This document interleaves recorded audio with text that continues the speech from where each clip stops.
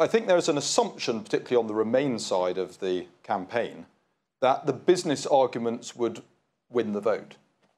And therefore, if you keep stressing the business arguments and all the disruptive effects of Brexit, that will make people think again about the outcome. No, maybe they will. You know, you can all make your own observation.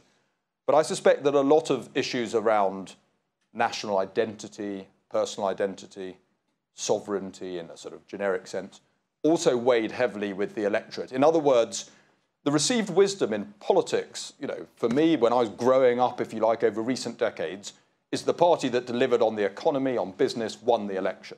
That was the sort of trump card to hold in your hand.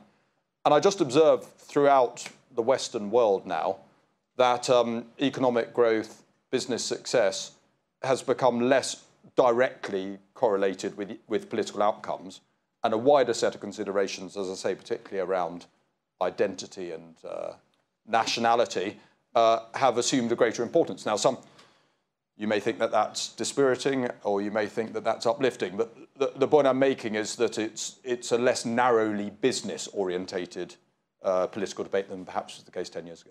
Hugo, you want to? No, I'd agree with that. And you know, Adam was saying businesses focus on the shareholders, the bottom line, etc.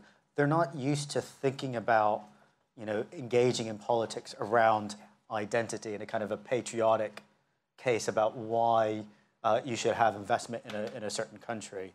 They're very much focused on the numbers. And so I think it was very difficult for business to figure out how to engage in the Brexit debate when it was about identity. You're right. But when business focuses on numbers, but the political debate is identity, how do you actually engage? It's really difficult. Some of those business interventions were actually probably unhelpful to winning the argument at the time. Yeah. Because they were so far away from those fundamental concerns.